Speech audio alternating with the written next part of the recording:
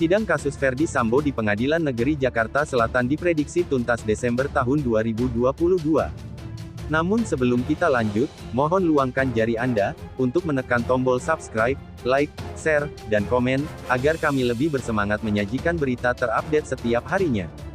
Guru Besar Hukum Universitas Jenderal Sudirman Hipnu Nugroho memprediksi, sidang kasus kematian Nofriansyah Yosua Huta Barat atau Brigadir J yang menyeret Ferdy Sambo dan sejumlah tersangka lainnya tuntas pada Desember mendatang. Saat ini, kasus telah dilimpahkan dari Kejaksaan Agung dan menunggu persidangan digelar di Pengadilan Negeri Jakarta Selatan. Persidangan digelar 3 bulan waktu paling panjang, kata Hipnu kepada Kompas.com, Senin tanggal 10 Oktober tahun 2022. Sebagaimana ketentuan Kitab Undang-Undang Hukum Acara Pidana KUHP, Majelis Hakim Pengadilan Negeri memiliki waktu 30 hari untuk menahan terdakwa. Jika pemeriksaan di pengadilan belum selesai, hakim dapat memperpanjang jangka waktu penahanan selama 60 hari. Sehingga, total jangka waktu penahanan 90 hari. Hanya 90 hari. Akhir Desember selesai karena lebih dari itu terdakwa harus dilepaskan, terang Hipnu. Menurut Hipnu, berat ringannya hukuman yang dijatuhkan terhadap Sambo dan tersangka lainnya bergantung pada pembuktian di persidangan.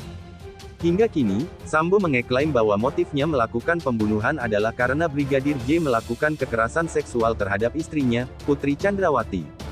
Seandainya pihak Sambo dan Putri bisa membuktikan bahwa dugaan kekerasan seksual itu benar terjadi, maka ada kemungkinan hukuman para tersangka lebih ringan.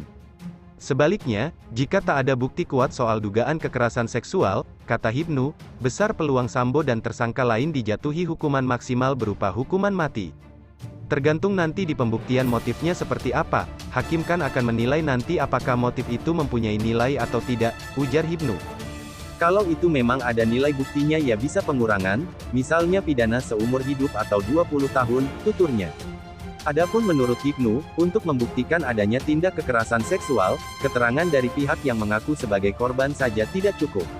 Harus ada bukti lain yang menguatkan tudingan tersebut. Dengan situasi saat ini, menurut Hipnu, peluang Sambo dan kawan-kawan dijatuhi hukuman maksimal masih sangat terbuka lebar. Masih sangat mungkin Ferdy Sambo dijatuhi hukuman maksimal. Ini kan belum pembuktian, kata dia.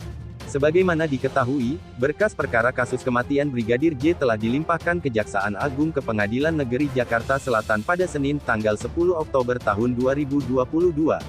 Artinya, proses peradilan kasus ini di meja hijau sebentar lagi dimulai. Sambo bukan satu-satunya tersangka dalam kasus pembunuhan berencana Brigadir J. Selain dia, ada 4 tersangka lainnya yakni Putri Chandrawati, Richard Eliezer atau Baradae, Ricky Rizal atau Bribka RR, dan Kuat Ma'ruf. Kelimanya disangkakan perbuatan pembunuhan berencana dan dijerat pasal 340 subsidiar pasal 338 junto pasal 55 dan pasal 56 Kitab Undang-Undang Hukum Pidana KUHP. Ancaman pidananya maksimal hukuman mati, penjara seumur hidup, atau penjara selama-lamanya 20 tahun.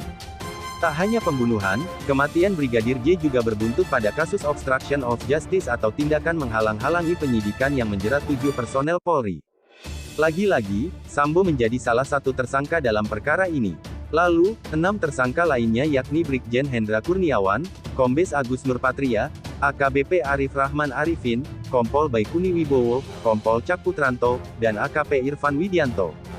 Para tersangka dijerat pasal 49 junto pasal 33 dan, atau pasal 48 ayat 1, junto pasal 32 ayat 1 UU nomor 19 tahun 2016 tentang informasi dan transaksi elektronik. Ancamannya bisa 8 hingga 10 tahun penjara. Mereka juga dikenakan pasal 221 ayat 1, dan 233 KUHP junto pasal 55 KUHP dan, atau pasal 56 KUHP dengan ancaman pidana penjara 9 bulan hingga 4 tahun kurungan.